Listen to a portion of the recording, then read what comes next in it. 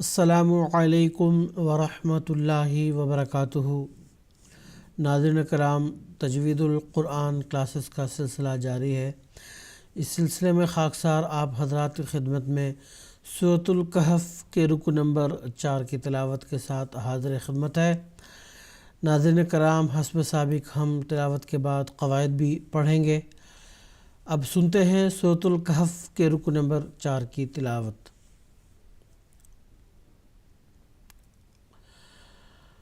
اعوذ باللہ من الشیطان الرجیم،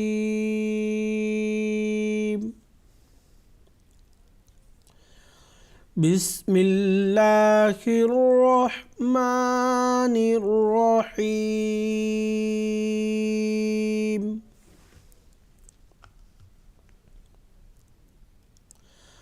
وَلَا تَقُولَنَّ لِشَيْءٍ إِنِّي فَاعِلٌ ذَلِكَ غَدًا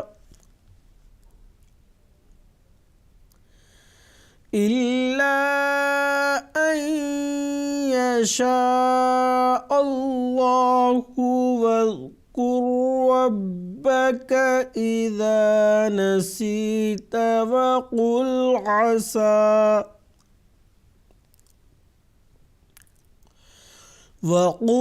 عَسَىٰ أَن يَهْدِيَنِي رَبِّي لِأَقْرَبَ مِنْ هَٰذَا رَشَدًا۔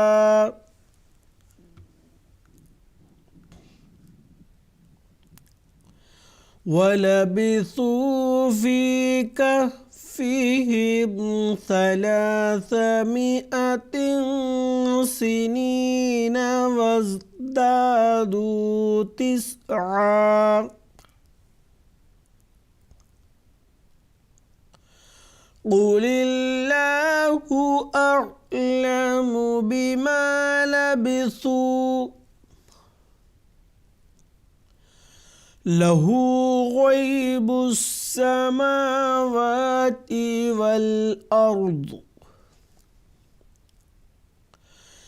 أَبْصِرْ بِهِ وَأَسْمِعْ،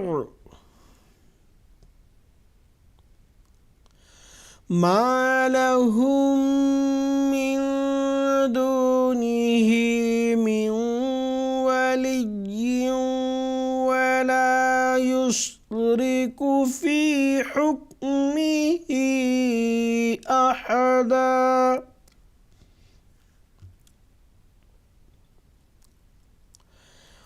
وَاتْلُ مَا أُوحِيَ إِلَيْكَ مِن كِتَابِ رَبِّكَ، لَا مُبَدِّلَ لِكَلِمَاتِهِ وَلَن تَجِدَ مِن دُونِهِ مُلْتَحَدًا۔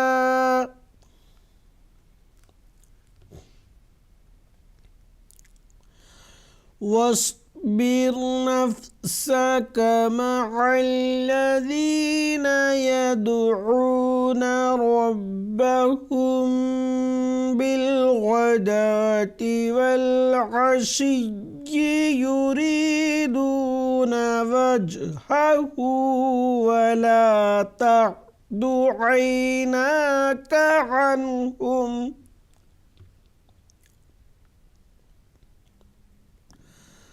تُرِيدُ زِينَةَ الْحَيَاةِ الدُّنْيَا،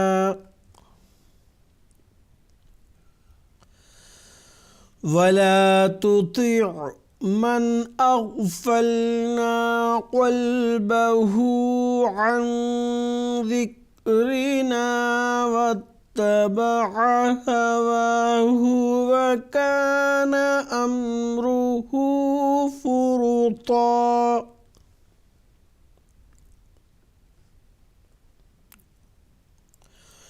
وَقُلِ الْحَقُّ الْحَقُّ مِنْ رَبِّكُمْ فمن شاء فليؤمن ومن شاء فليكفر إنا أعتدنا للظالمين نارا أحاط بهم سرادقها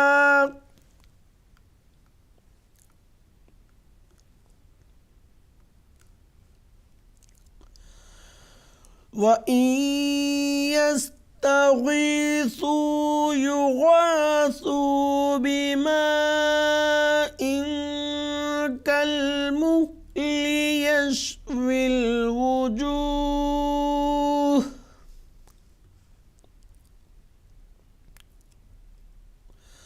بِئْسَ الشَّرَابُ وَسَاءَتْ مرتفقا إن الذين آمنوا وعملوا الصالحات إنا لا نضيع أجر من أحسن عملا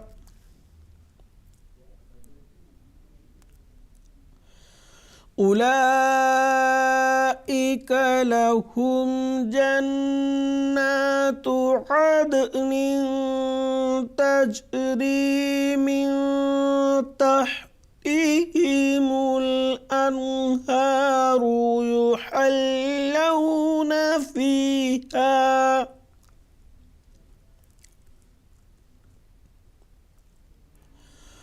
يحلون فيها من أساور من ذهب ويلبسون ثيابا خضرا من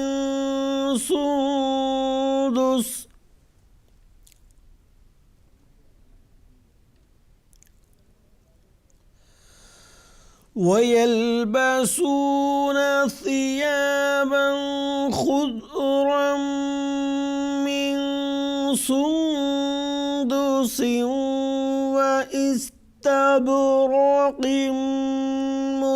متكئين فيها على الأرائك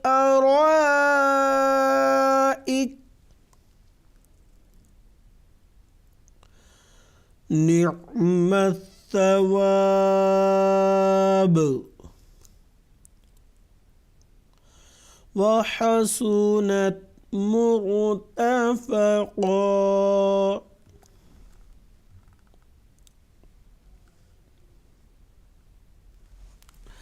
ناظرین کرام، اب تک آپ سورۃ الکہف کے رکو نمبر 4 کی تلاوت سن رہے تھے۔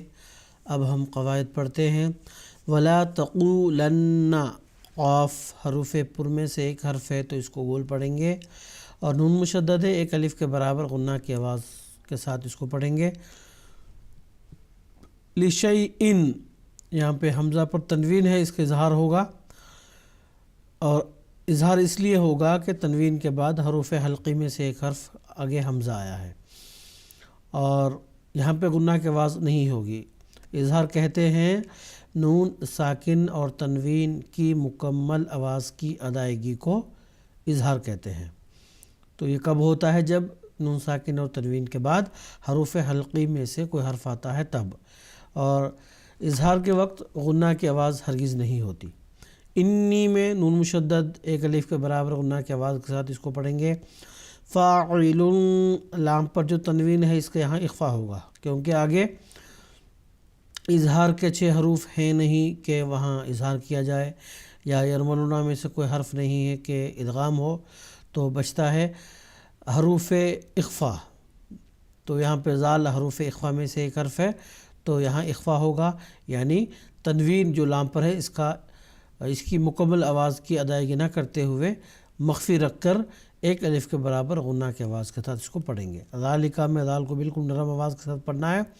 غین حروف پر میں سے ایک حرف ہے، اس کو تو بول پڑھیں گے، اور علامت وقف آیت آنے کی وجہ سے یہاں ہم نے وقف کر دیا۔ وقف کرتے ہوئے آخری جو حرف ہے اس پر 2 زبر ہیں، تو قواعد وقف کے حساب سے 2 زبر کو الف میں تبدیل کر کر پڑھنا ہے، غدا، اس طریقے سے۔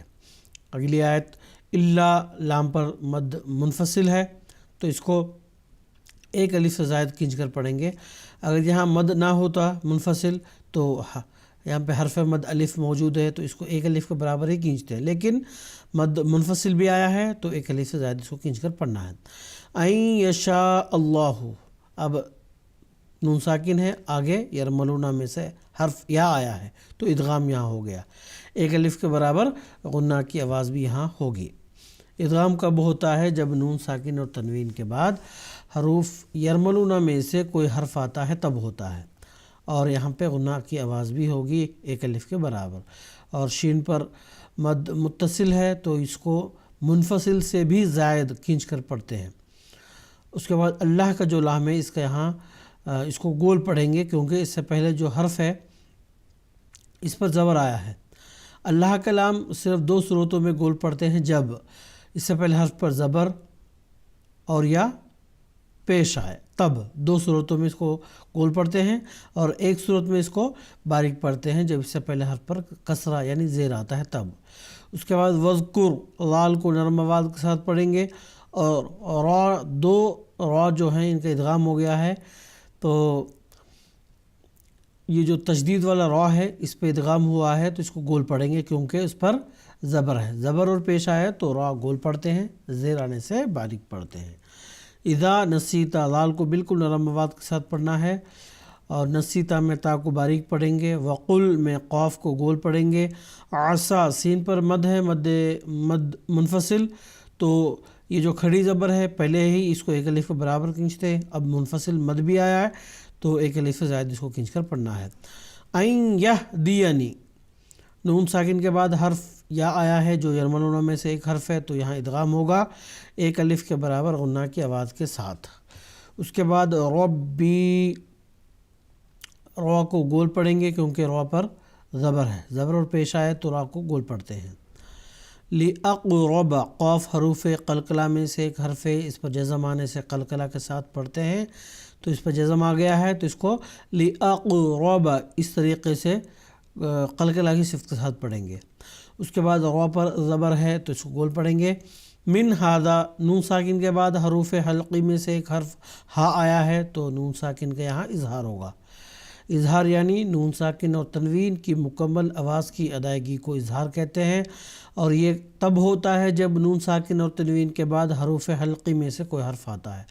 ہا چونکہ حروف حلقی میں سے ایک حرف ہے تو اس کے بعد نون ساکن کے بعد آیا ہے تو یہاں اظہار ہوگا، ایک الف کے برابر غنہ کی آواز نہیں ہوگی۔ لال کو بالکل نرم آواز کے ساتھ پڑھنا ہے، اور را کو گول پڑھنا ہے کیونکہ اس پر زبر ہے۔ علامت وقف آیت آنے کی وجہ سے یہاں ہم نے وقف کر دیا۔ وقف کرتے ہوئے آخری حرف پر 2 زبر ہیں تو قواعد وقف کے مطابق 2 زبر کو الف میں تبدیل کر کے پڑھنا ہے۔ تو ناظرین کرام، آج کی کلاس میں بس اتنا ہی، انشاءاللہ اگلی کلاس میں پھر ملاقات ہوگی۔ السلام علیکم ورحمۃ اللہ وبرکاتہ۔